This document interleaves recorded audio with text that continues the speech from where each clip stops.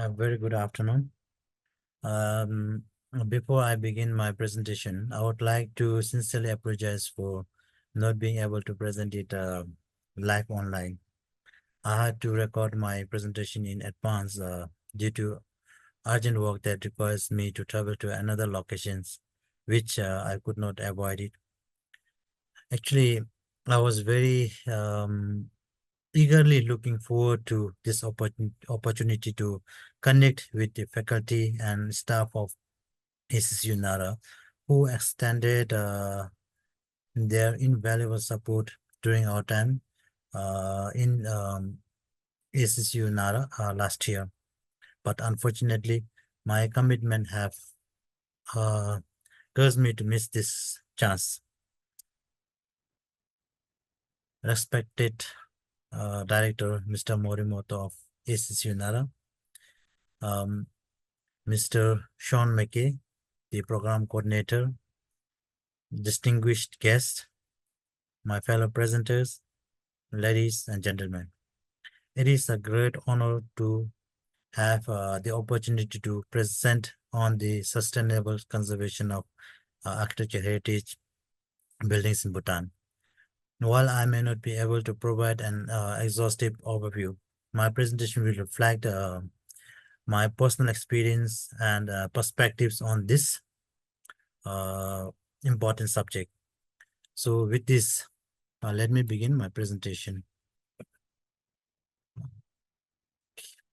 So this will be the topics for my presentation.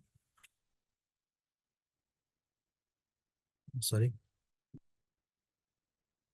Well, architecture heritage, as we all know, is a valuable part of our cultural identity and contributes to the economic and social well-being of our communities.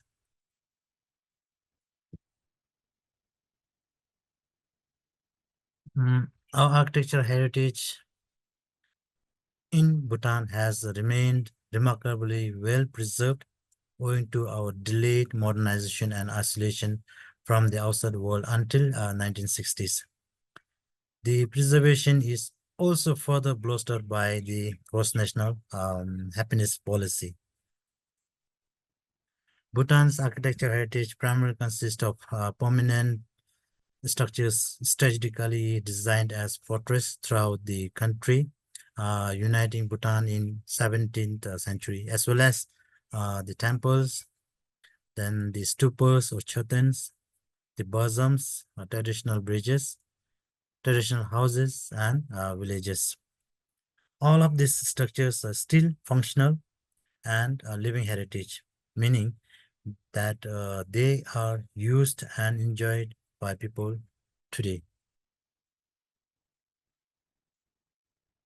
The local materials for sustainability. With our commitment to sustainable and as traditional practice, we implement various measures to ensure that the conservation of architecture heritage sites upholds the values.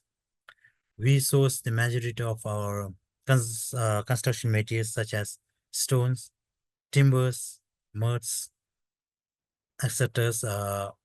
From the locality, which reduces the transportation related carbon emission, supports local economy, and the practice of using masonry walls with mud mortar as the load bearing structure is eco-friendly.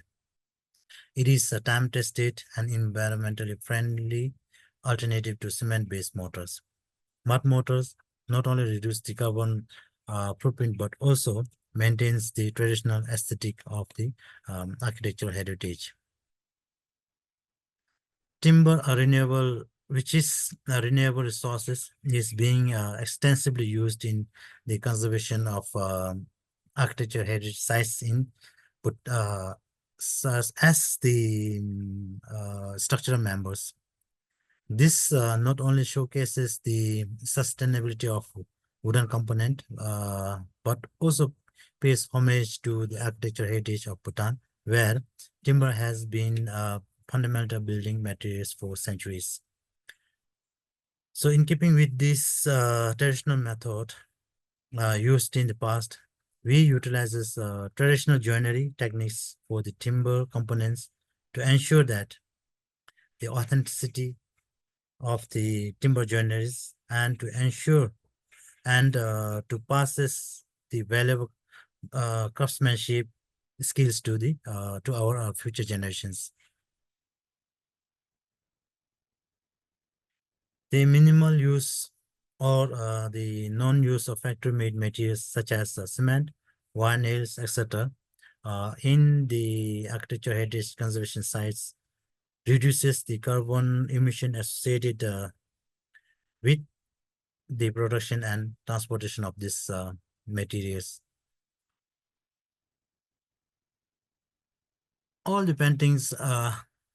painting colors that applied on every wooden components as well as the mural paintings on the walls are prepared using the local colored soils,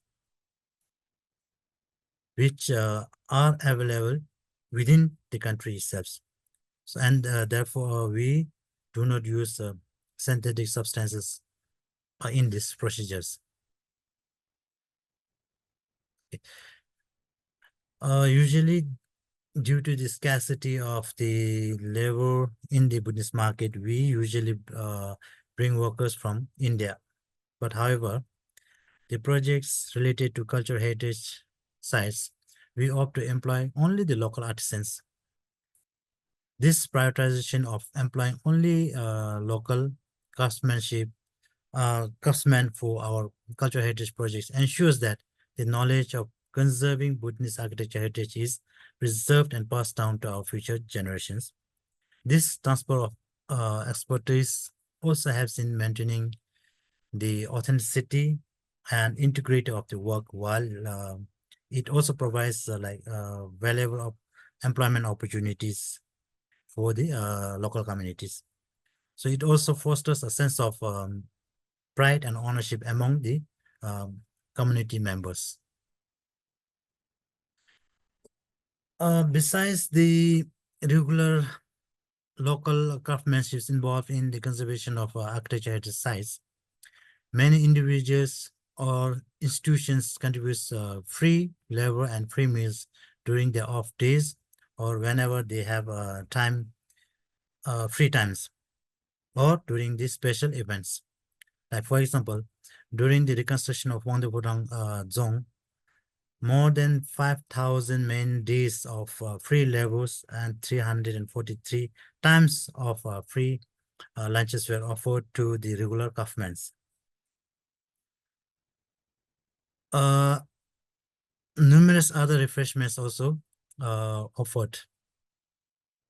This exemplifies the robust community support for the preservation of heritage sites, which is driven by a deep belief and faith in religious and Buddhism. So supports also plays a crucial role in ensuring the sustainability of the heritage sites.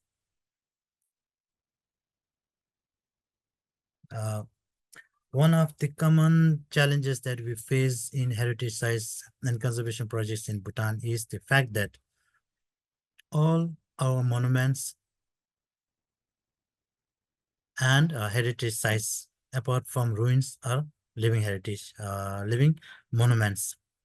So monks and caretakers who reside in these heritage buildings continue to live as much as they did 100 years ago. However, most of the zongs, fortresses, monasteries, temples, and other heritage buildings constructed from stone, mud, and wood have a very poor water supply and drainage system. And today, managing water supply, managing this water, sewerage, and waste is a major issue in this heritage sites. Having said that, we provide with sufficient water supply, toilets, supplying in toilets and bathrooms with proper drainage systems wherever necessary inside the zone or in the monasteries or the lagans. for the monk bodies and other the users. And incorporation of these essential facilities contributes to the overall well-being of the monks and enhance the functionality of the zong or the lagang as a center for both spirituality and community life.